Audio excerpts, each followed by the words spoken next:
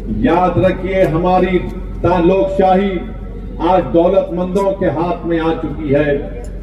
आज आप देखते हैं कि इलेक्टोरल बॉन्ड के नाम पर बड़ी बड़ी सियासी पार्टियों को हजारों करोड़ दिए जाते हैं।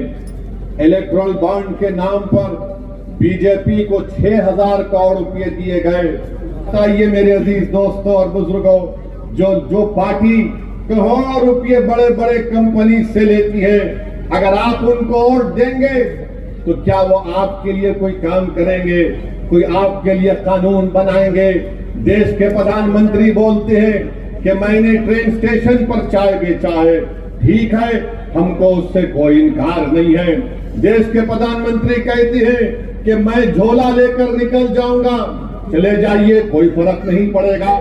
क्या आपको आप नहीं सोचे कि कैसे आपने 6,000 करोड़ रुपये बड़े बड़े सेठों से लिया, जब किसान मर रहा था, जब नौजवानों का मुकद्दर बेरोजगारी बन चुका है, महंगाई गरीब की कमर तोड़ रही है, नौजवान पढ़ा लिखा है, नौकरी उसके पास नहीं है, मगर बड़ी बड़ी बातें करने वाले नरेंद्र मोदी देश के इन बड़े बड़े सेठों से 6,000 करोड़ रुपये लेते हैं और बोलते हैं क्या करें, हमने सबको दिया। तो मैं कहने पर मजबूर हूं देश के प्रधानमंत्री कि इस हम्माम में सब नंगे हैं। अभी आपने 4 दिन पहले सुना होगा, हमारे देश के प्रधानमंत्री मोदी कह रहे थे खाने को मुद्दा बना दिए, खाने को मुद्दा बना दिए। मीडिया ने रिपोर्ट किया, बोले कि फुला त्योहार में गोश्त नहीं खाना के लिए कह रहा हूं। तो मोदी जी बोलते हैं कि 5 करोड़ मैं ले सकता हूं गोश्त की कंपनी से, तू दुकान नहीं खोलना। मेरे जेब में 5 करोड़ आएंगे, तेरे जेब में 50 रुपये नहीं आना चाहिए। बताओ मोदी जी, ये सबका साथ, सबका विकास, सबका विश्वास है? ये सियासत चल रही है महाराष्ट्र में, पूरे देश में गरीबों को लूटा जा रहा है गरीबी का नाम लेकर। कि यूएपीए का कानून आया तो यही शिवसेना ने मोदी का साथ दिया था। CAA का कानून आया, यही शिवसेना ने मोदी का साथ दिया था। ट्रिपल तलाक का कानून आया, यही शिवसेना ने मोदी का साथ दिया।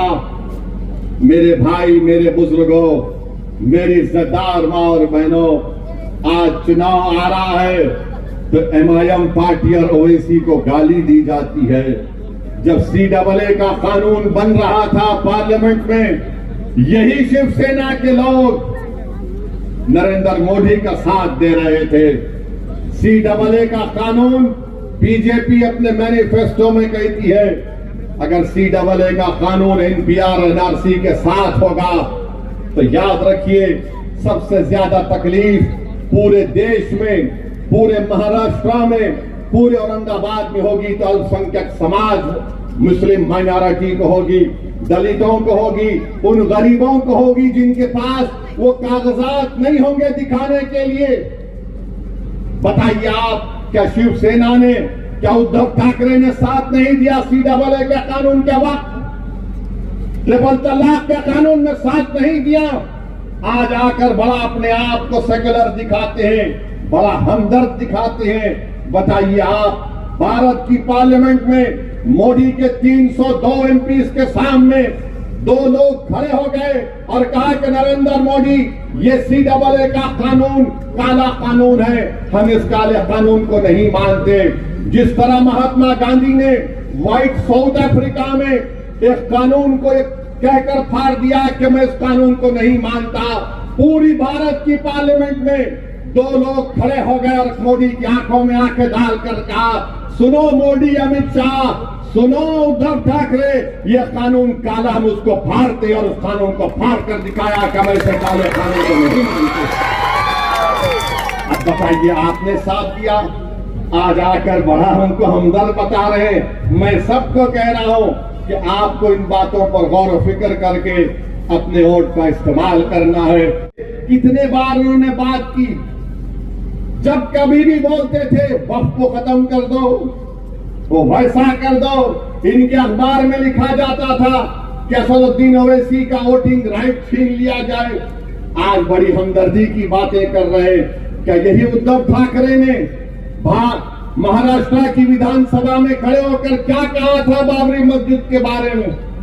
ये आपके सामने है।